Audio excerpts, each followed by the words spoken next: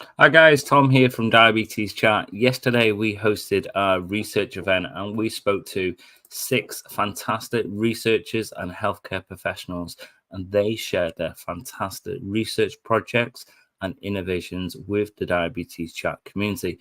We also spoke to Kez and Stephen, and they shared their lived experiences of participating in diabetes research, and what a fantastic evening it was. Unfortunately, Dr. Rebecca Thomas was away in Tanzania, and she is doing some fantastic work helping with an eye and foot care program over there. And she sent over a presentation, a video for us today, and we will show that for you guys in a second. Dr. Thomas is a senior lecturer and researcher at Swansea University. Her research interests are within diabetes and healthcare, and she has over 20 years experience looking in this field. In our diabetes chart research event today, she'll be talking about the changes of the annual to biannual screening and explain why there are changes, who it affects, and she'll also be discussing 2 specific research projects. One of understanding the impact of COVID-19 that has had on diabetic eye screening, and 2, understanding the accessibility of diabetes technology for people with sight loss. If you want to speak to Rebecca and send her a message after the presentation, you can head over to Twitter and you can send her a message at BeckyLT09, and I'm sure she would really appreciate any comments, any feedback, or any questions that you have for Becky in terms of her presentation today on diabetes and eye health.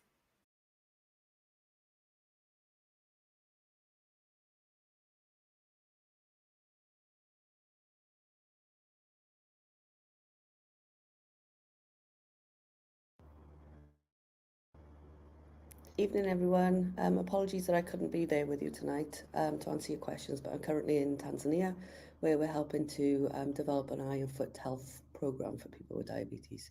But if you do have any questions, please feel free to tag me or DM me. My Twitter handle is on the slide at the moment.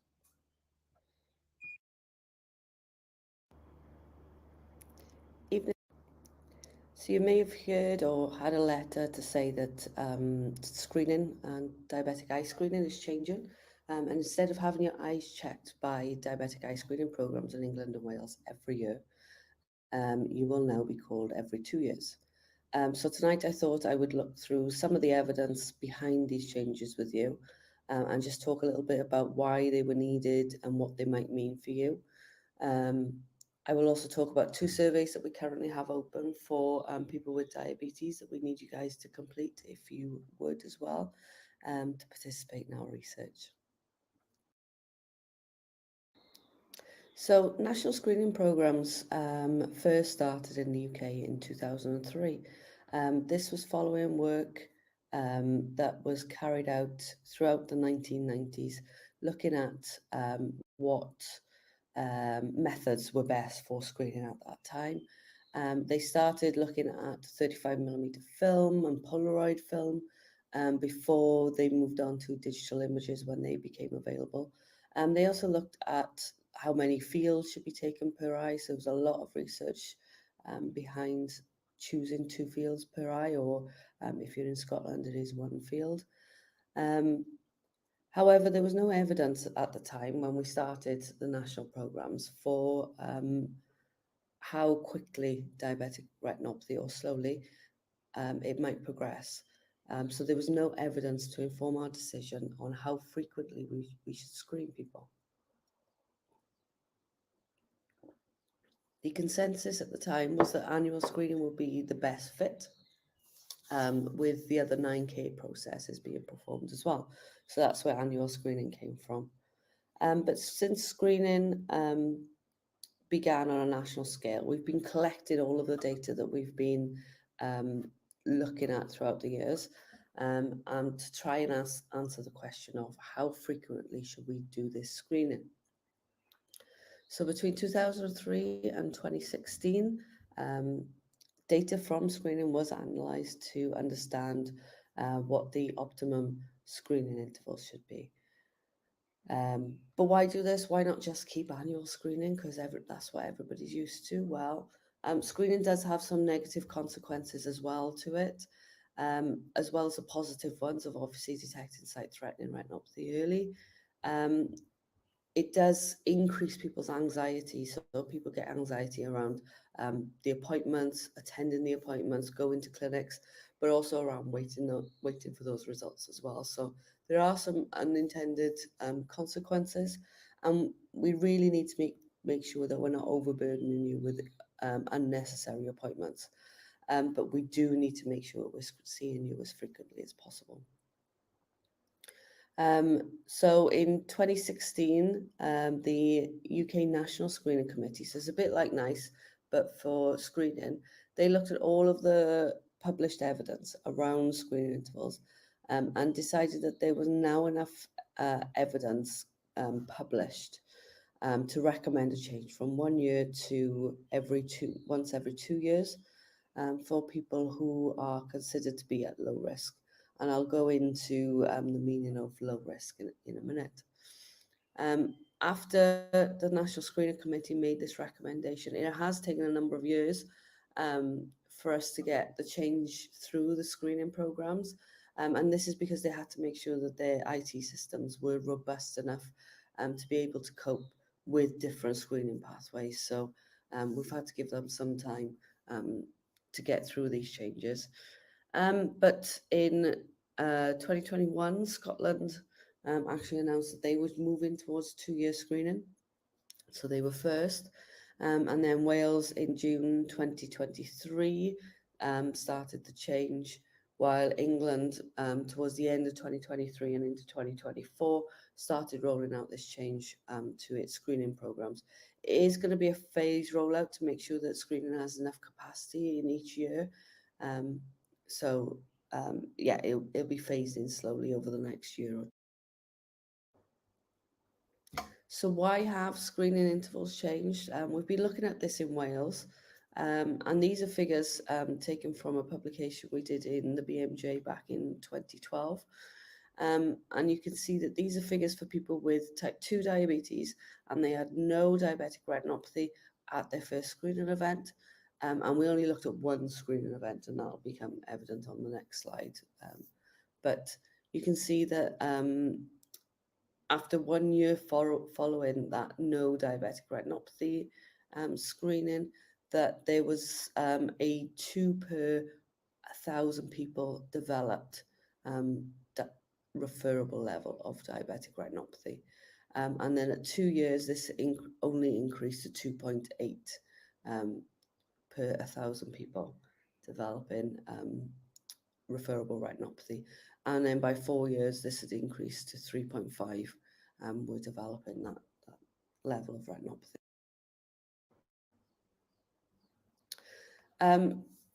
This data on this slide is looking at data taken from 4 nation screening programs. So they use data, there's 7 different screening programs identified by these 7 different lines. And on these figures, on the bottom axis here, you can see that this is time from second screen. So these took 2 negative screening events and then looked at the progression of retinopathy after that. And then on the y-axis, we've got the proportions developing a referable level of diabetic retinopathy. So figure A here is for those people who did not have diabetic retinopathy at both of those screening events, and looked at how many of them developed referable retinopathy over the next 4 years. So at 1 year, the risk was between 0.1 and 0.6% here. And at 4 years, it had increased only slightly to 0.6 or 3.6%. So there was a bit of a difference between the 7 programs, but you can expect some variation. The second figure here, this is for people who had mild non-proliferative diabetic retinopathy. So this was background retinopathy essentially in one eye only at 2 screening intervals. And you can see here at 1 year, the risk was between 0.5 and 5% developing referable diabetic retinopathy. And then at 4 years, that's where the real differences came in. So at 4 years, 7.6 to 17.7% developed referable retinopathy. And then this final graph here is for people with mild non-proliferative diabetic retinopathy, so that background level R1s in both eyes at the 2 screening events. And you can see that at 1 year, this is where the big differences start coming in now. It is between 8.3 and 15.4% developing referable level of retinopathy. And then at 4 years, we were between 20.6% and 46.3%. So there was a big difference at the end of that once you had diabetic retinopathy. So for people without diabetic retinopathy at 2 screening events, the risk of developing referable retinopathy by the second year after that screening event was only between 0.3 and 1.3%. So it was really quite low across the 7 screening programs. And the risk of developing referable proliferative retinopathy was even lower. So that was between 0.04 and 0.27%. So it was really low across the 7 screening programs. And we should remember that referable retinopathy is the level at which we need closer and more detailed monitoring, whereas the proliferative retinopathy is where the treatable retinopathy is. We've also asked people with diabetes about their opinions on changing screening intervals. And in Wales, when we did a survey, we found that 65% said that they would accept a 2-year screening interval as long as there was robust medical evidence to back that decision up and to make sure that it was safe. And Liverpool University have also looked at a study looking at people's perspectives and found that people with diabetes would accept around about a 3% risk in progression to diabetic retinopathy in the to referable diabetic retinopathy, I should say, in that interim 2-year period,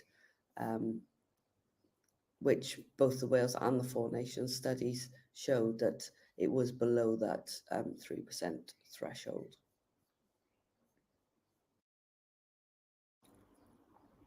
So the UK is not the only country that has been looking at this.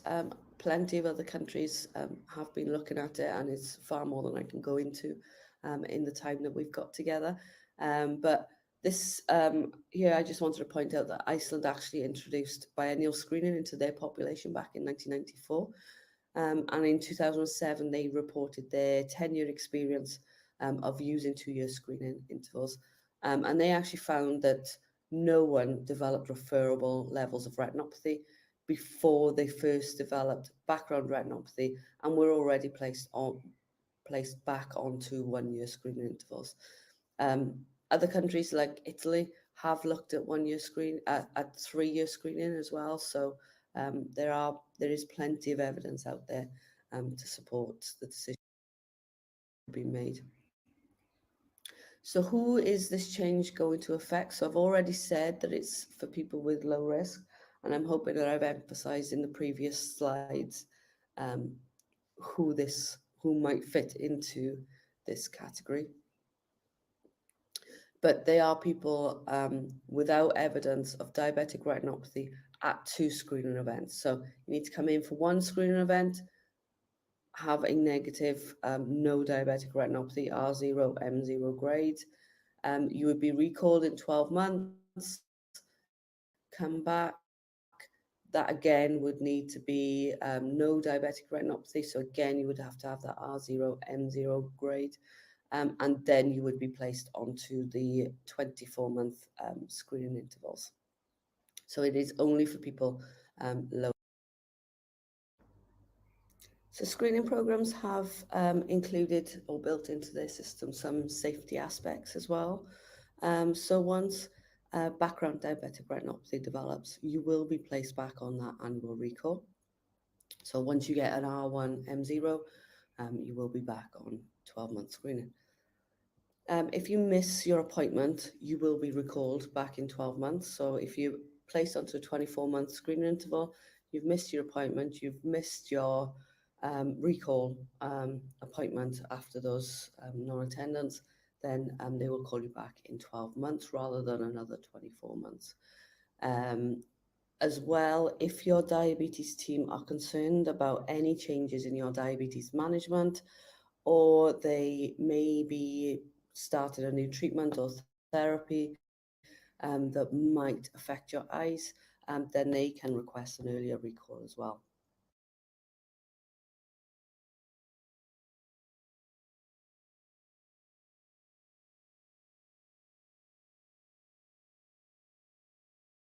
Going forward. And then just quickly, we've got 2 ongoing research studies that we really need some input into. And these, the first one is looking at the impacts COVID had on screening and on you guys during that time. So we currently need your views on how COVID impacted, or the COVID and the stoppage of screening affected and impacted you, and what you would like to see from screening going forward. So the link for this is on the screen. So it's a bit.ly link here. So if you type that into your web address, or you can scan this QR code that's on your screen. It will also take you through to a page which might ask you to consent to an interview. And if you did want to consent to that process, then one of our researchers will contact you to arrange a convenient time. And then our last one, we are trying to understand how accessible diabetes technology is for people with sight loss. This may be like the smart pens, CGM flash, pumps, or even now the hybrid closed loops.